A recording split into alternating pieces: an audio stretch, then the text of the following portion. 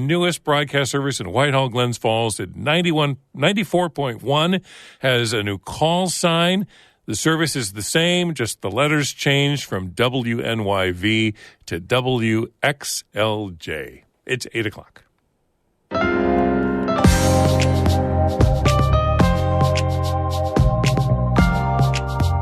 Good morning. This is Northern Light for Tuesday, April 2nd. I'm Monica Sandreski. And I'm Todd Moe. School districts in New York have to switch to all-electric buses by 2035. It's drawn the ire of districts and Republican lawmakers. Just because you're asking questions and saying, hey, I want to make sure that the math works and that we're doing the right thing here does not mean that you're climate change denier or you don't love the environment.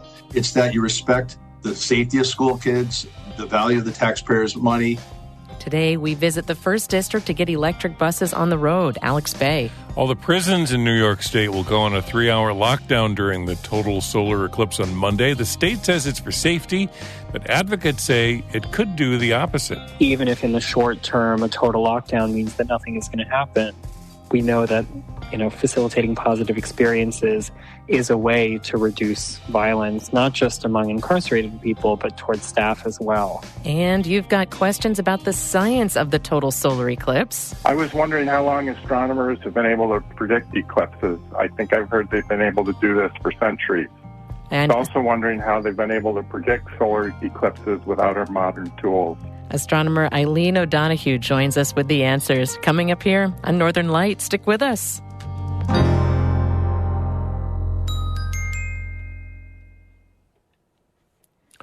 Broadcast of Northern Light here on North Country Public Radio is supported by Fisher, Bissett, Muldowney, and McCardle, attorneys and counselors at law with offices in Malone, Tupper Lake, and Saranac Lake.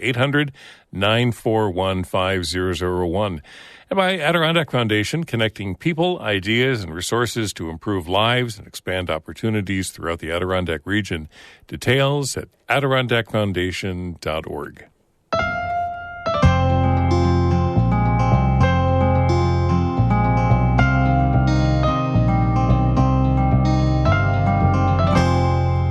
This is Northern Light. I'm Monica Sandreski. And I'm Todd Moe. Last year's state budget set a mandate requiring that all New York school districts replace their gas and diesel buses with electric school buses by 2035. That's about 50,000 school buses statewide. It's an ambitious target aligned with New York's equally ambitious climate goals. It's also been the subject of pushback and criticism from school districts and Republican lawmakers for being unrealistic and one-size-fits-all. One of the few school districts in the North Country that started electrifying their school bus fleet is in Jefferson County. Amy Feiereisel reports. Here in the Alexandria Bay Central School District bus garage, they're going through a transition from conventional gas and diesel buses to electric buses. And it's not always easy. I was there for about 4 or 5 months. I was pulling my hair out. This wasn't something that we took lightly. That's Del Lambert, the district's transportation director. After a year and a half of work, surveys, route analysis, an electrical update to their garage, Alexandria Bay got 2 electric buses on the road in early March. I'm here because they're the first North Country school district to do so, and we wanted to see what it's really like. Erin Jolly drives one of these buses twice a day on a 20-mile bus route. She says the biggest difference in driving an electric bus is the quiet. The sound, yes. The sound is a big one. The kids have enjoyed it so far. They have their jokes and whatnot. It's a lot quieter. You can definitely hear the kids in the back of the bus, so there's benefits to that. Jolly backs one of the buses out. There you go. That's as loud as she gets. Yep. It's like a refrigerator hum or something. We board the bus, and Jolly takes us out onto Route 12. As we approach a big hill, Lambert tells Jolly to stop. Now, a diesel bus, when you take off from right here, you'll hear that motor rev, and then you'll hear it shift, you'll feel it shift.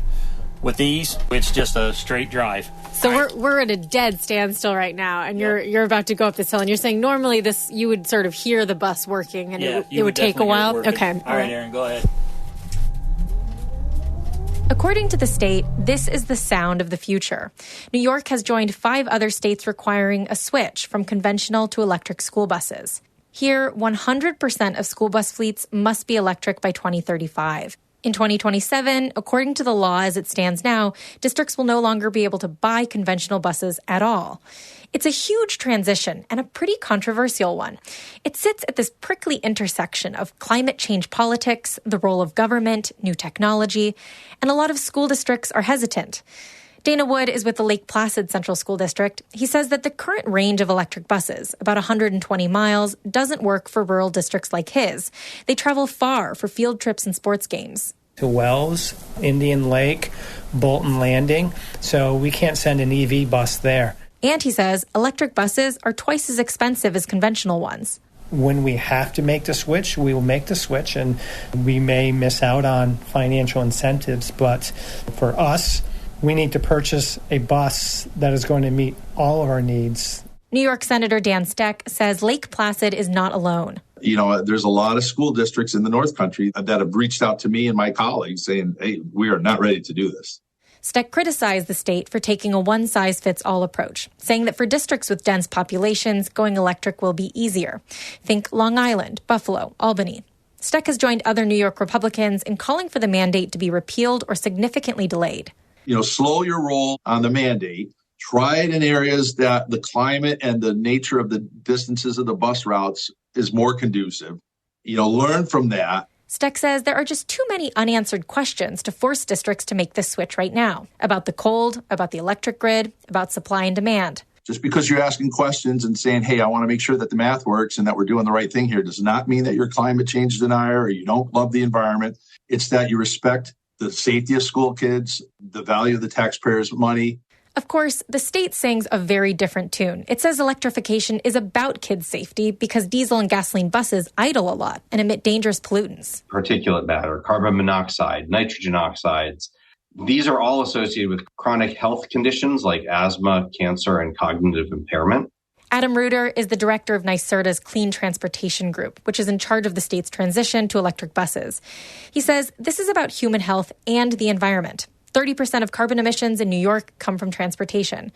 He says they know that current electric buses may not work for longer range applications, but that they don't have to. The fact is that the technology is going to continue to improve over the next decade. And he says they're advocating for a gradual approach. School bus fleets don't turn over in a year. They turn over a decade or sometimes even longer. What we want people to start doing now is doing a study, figuring out a plan, and then we think it's a good idea for schools to start buying a bus or two now. Reuter says they'll pay for those studies and the difference in cost, using $500 million from New York's Environmental Bond Act. There's other money, too. The EPA's electrification program, federal tax credits, grants through individual utility companies. And Reuter says they're not worried about a big supply chain blow-up. Neither is one of the biggest sellers of school buses in the state, New York Bus Sales. They sell Bluebird buses, which are manufactured in Georgia. Director of Sales Jeremy Johnston says in 2016, Bluebird could produce 4 electric buses per week. As of January 1st, Bluebird now has the capacity to build 20 electric buses per day on 2 shifts. I mean, we have significantly increased the capabilities. And a lot of that is because of the pending mandate in New York State. Johnston's office sold Alexandria Bay their electric buses. It's organized trainings for the school's mechanics, drivers, even local ambulances in case of an emergency. Johnston even helped Alex Bay fill out their EPA grant application, which subsidized their first 2 electric buses. They normally run $400,000 apiece. District Superintendent Christopher Clapper says they paid just $95,000 per bus. So we were able to purchase both buses for less than we could purchase one conventionally fueled bus. The grant also covered bus chargers and electrical upgrades to their bus garage. He says this is plain economics. Now, were the aid to disappear, Clapper says they'd go back to what was cheaper for taxpayers. As the first district in the region to go electric, Clapper says he's been fielding lots of calls from other districts. There's a lot of questions out there. There's a lot of misinformation out there. So I think they're calling just for clarity. There's a misconception that you have to build new bus garages to handle the infrastructure. I mean, look at our bus garage. It's a fine garage, but it's not new. Transportation Director Del Lambert's biggest concerns were about electrical fires and the buses not operating in the cold.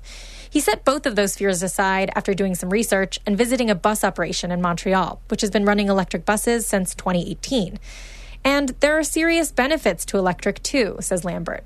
They pay less to refuel per day, $10 in electricity versus $20 to $30 in gas, and maintenance costs a lot less. No oil changes. I'd say over a bus lifetime, the maintenance that you save would probably, I wouldn't say it would make up the whole difference between buying the two buses, but it would make up a good chunk of it. He said a lot of the resistance to electric buses comes down to fear. It's like everybody else. You're always nervous. No one likes change. Now we're jumping into an electric, fully electric, not a hybrid, fully. That's a big transition, and the burden is on districts to figure it out. But Lambert says that in the end, even if the Republican appeal to delay the mandate succeeds, electric is still coming. Whether it comes this year or it comes 5 years from now, it's still coming. So basically, if you're not buying electric buses, you're kicking the can down the road. By taking advantage of the current grant money, they got the buses for cheap and the infrastructure updates for free. They're ready for 2027 and beyond. Amy Feiereisel, North Country Public Radio in Alexandria Bay. This story is part of NCPR's new year-long series on climate change. We're diving into how climate change impacts every aspect of our lives in the North Country, from education to recreation, the local economy to local health. If you haven't already, take our climate change survey by going to ncpr.org. It's right there on the front page. Or you can text CLIMATE to 315-978-6277. That's 315-978-6277.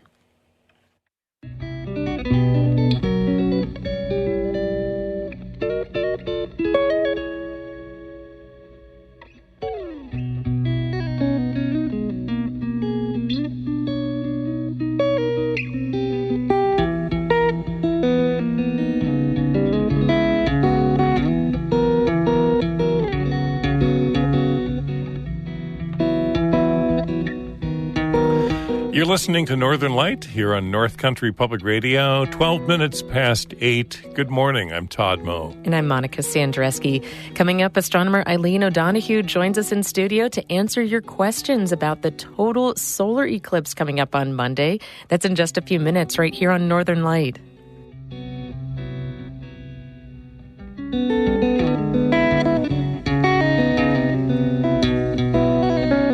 Music by Evan Veenstra in Gananoque, Ontario.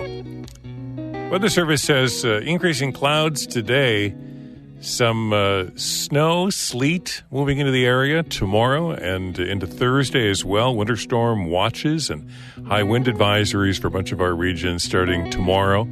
Some areas, some of the higher elevations of the Adirondacks and Green Mountains could see as much as a foot of heavy, wet snow by Thursday afternoon. This hour's programming is supported by Long Run Wealth, an SEC-registered investment advisor in Lake Placid, providing comprehensive wealth management, retirement, and financial planning solutions, longrunwealth.com, and by Citizen Advocates, enabling people with developmental disabilities to live meaningful, self-chosen, and safe lives since 1975. Online at citizenadvocates.net.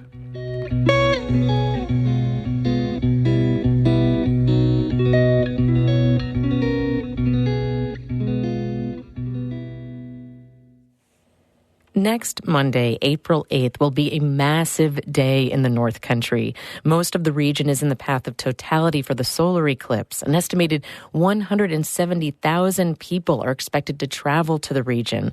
There'll be outdoor festivals in Plattsburgh and Watertown, Tupper Lake and Gouverneur. But there's one group of people that will be forced indoors: prisoners. New York State has issued a lockdown for all correctional facilities during the eclipse. Emily Russell reports. There are 44 state prisons in New York. Many are in the western and northern regions of the state. That means that many are in the path of totality for next Monday's solar eclipse. But nearly all of the state's more than 32,000 inmates will be inside that afternoon. New York's Department of Corrections and Community Supervision is canceling all visits and programs and enforcing a lockdown from 2 to 5 p.m. on Monday. Canceling all these programs and keeping people in their cells, let alone during this sort of monumental celestial event, seems unnecessary and harmful. That's Benjamin Heller. He's a senior associate at the Vera Institute of Justice in New York. The state says the 3-hour lockdown is part of its effort to ensure the safety of inmates and staff. But Heller says it could have the opposite effect later on. Even if in the short term a total lockdown means that nothing is going to happen, we know that, facilitating positive experiences and giving people access to recreation and visitation and things like that is a way to reduce violence, not just among incarcerated people, but towards staff as well.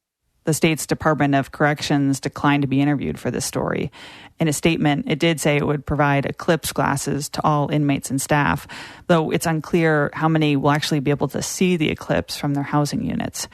Meanwhile, in neighboring Vermont, officials say they're planning an eclipse viewing event for at least one prison in the path of totality. In Texas, which is also in the path of totality, prison officials say they're not planning any special events, but they're also not instituting a lockdown. The Federal Bureau of Prisons also said it won't be locking down its facility in the Adirondacks. John Roberts is with NYSCOBA, a union that represents state corrections officers in New York. He thinks New York is just being cautious, considering that there could be a real strain on emergency services and limited cell coverage.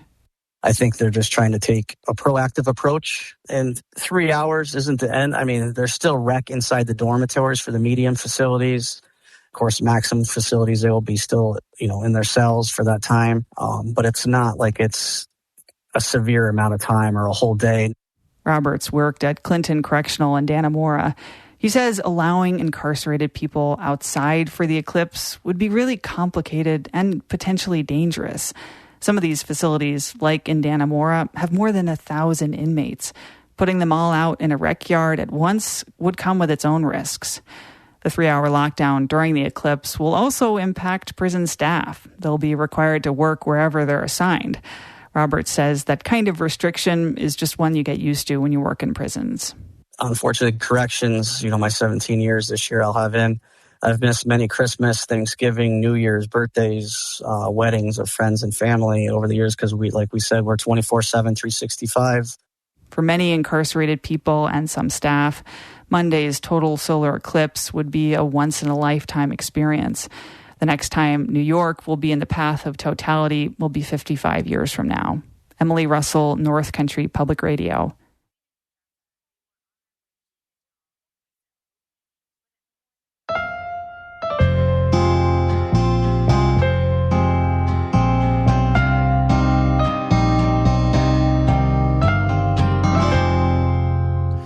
Several women have filed lawsuits alleging sexual misconduct at the Clinton County Jail. The county recently settled with 4 former employees for more than $360,000. Kara Chapman has more. Over the last year, 4 women have filed federal lawsuits alleging they experienced sexual harassment, discrimination, and retaliation while employed at the Clinton County Jail. They say that treatment ranged from inappropriate comments and threats of rape to undermining them in front of inmates. All 4 women resigned from the jail. They reached settlement agreements with the county in December. County Administrator Michael Zerlo has said the county contributed $50,000. The Albany Times-Union reported last week that amount was the county's deductible. The total settlement amount, including what was paid by the insurance carrier, came to more than $362,000. The county legislature has said it settled to avoid the cost of drawn-out litigation. One of the former employees has started a petition calling for Clinton County Sheriff David Favreau to resign. She says, as the leader of the jail, he's to blame for the issues there. More than 600 people have signed the petition since the end of January. 3 other sexual misconduct lawsuits involving the jail are pending in state court. One was filed by a 5th woman who says she also experienced sexual harassment and discrimination while employed there. The other 2 were filed by former inmates who say they were sexually abused while incarcerated at the jail. The Times-Union reports the state attorney general's office is investigating workplace misconduct claims at the facility. Kara Chapman, North Country Public Radio. The state's budget was due yesterday. It's a crucial piece of policy that determines spending on everything from schools to hospitals to environmental management in the Adirondacks. But lawmakers in Albany were not able to agree on a final spending plan by the April 1st deadline. As WNYC's John Campbell explains, a late budget has become somewhat of a tradition in Albany. Governor Hochul has made pretty clear since she took office in 2021 that she isn't terribly concerned about the budget deadline, quite frankly. I mean, This is her third budget since she took office, and this is the third one that's going to be late. And, there aren't a ton of immediate consequences from that. They did pass a budget extender to essentially fund government through April 4th, and that'll ensure that state workers will get paid, which is the biggest deal when the budget runs out.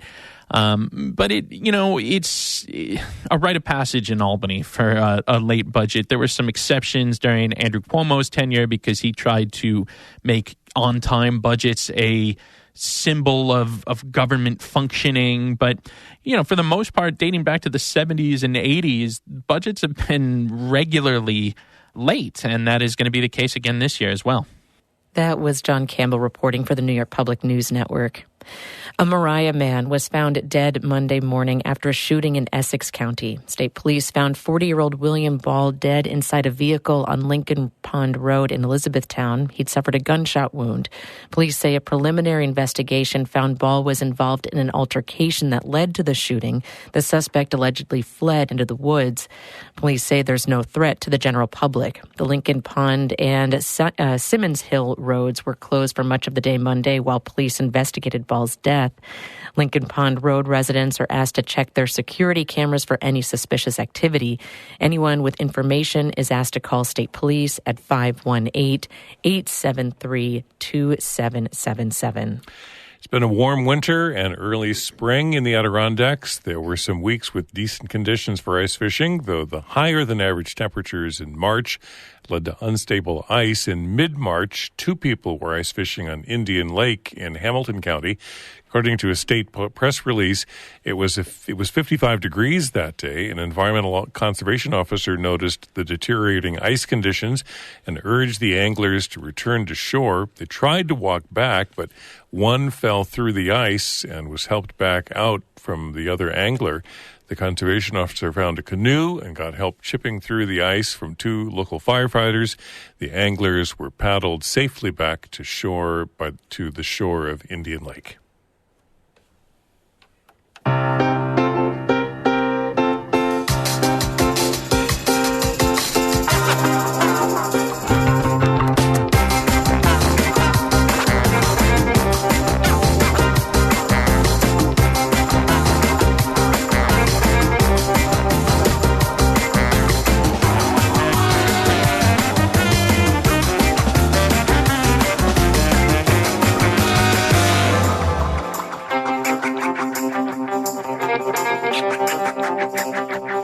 You're listening to Northern Lights right here on North Country Public Radio. I'm Todd Moe. And I'm Monica Sandreski. Coming up in just a minute, astronomer Aileen O'Donoghue joins us in studio to answer our questions about the total solar eclipse coming up Monday.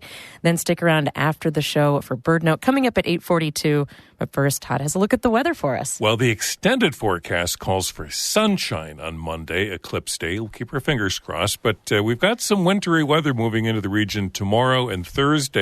Increasing clouds today, and then tomorrow mixed precipitation, probably some rain during the day, some snow at night, combination of snow and sleet as well. Some areas, according to the Weather Service, especially some of the higher elevations of the Adirondacks and Green Mountains, could see as much as a foot of new snow by Thursday afternoon.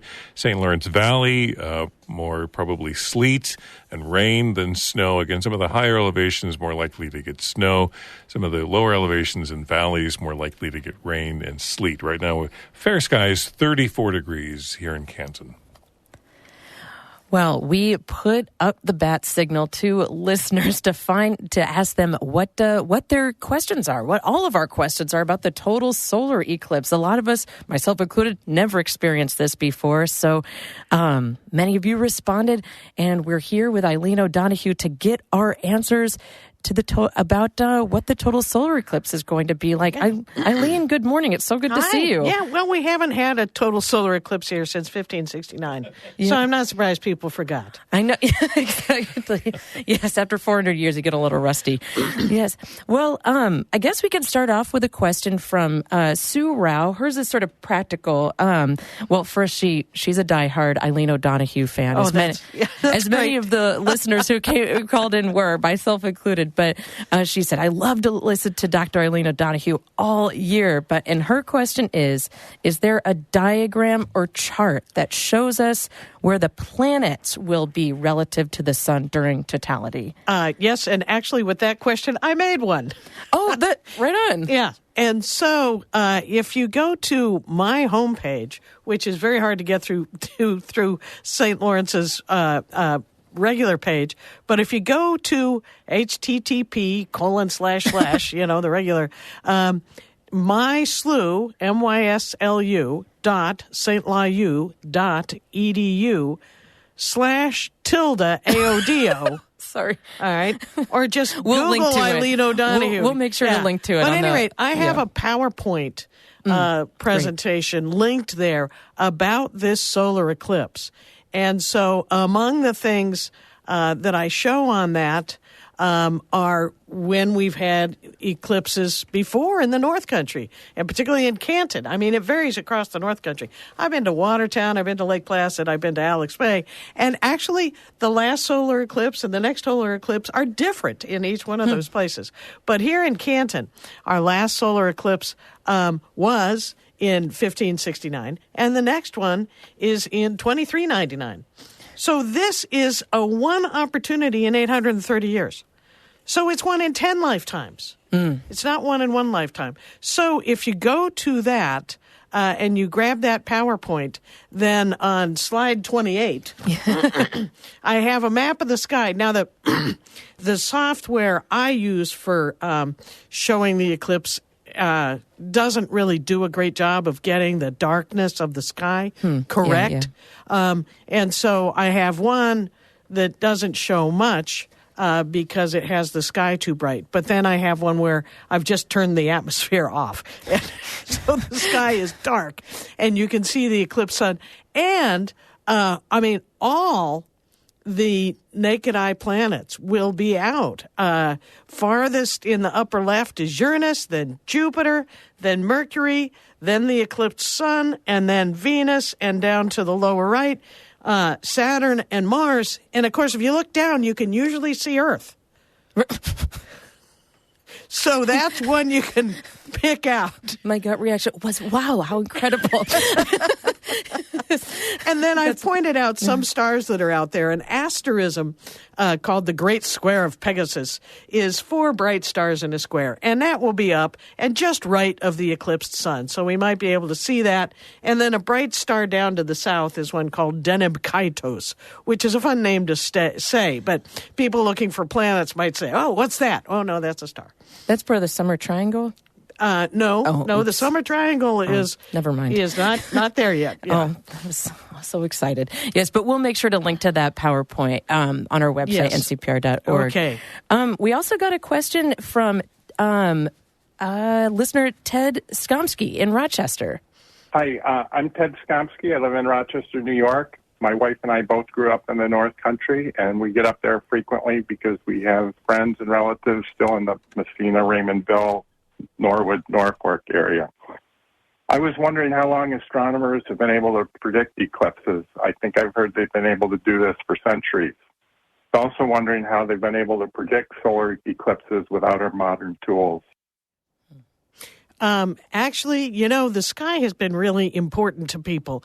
And that's why we've built structures like Stonehenge, Machu Picchu. And, the hardware store didn't used to give away calendars. They had to build Stonehenge. And so it's so important to us, the sky, the sun. And so we have been able to predict predict eclipses for millennia. The Babylonians and the Chinese could predict them by about 2,500 years ago. And, there was an eclipse in the North Country in, I think, 1142 that the Peacemaker saw that was part of the creation of the Confederacy. So we've been able to predict them. People have been very good observers. Lining, if you have a long line of sight and you line up a couple of things, our eyes have been able to map the sky to great detail. And we've inherited these maps, but the Greeks had fantastic maps of the sky. So we have been able to predict them, and they worked out the mathematics of it. So, and now, I mean, we just use a lot of math to do it. It's much easier with computers than it was with Roman numerals, but we have figured it out. So people have known this for a long time. Yeah, you said even, I saw in your note, even back to like the Babylonians, the Chinese. Yes, 2500 BCE. So that's 5,000 years ago.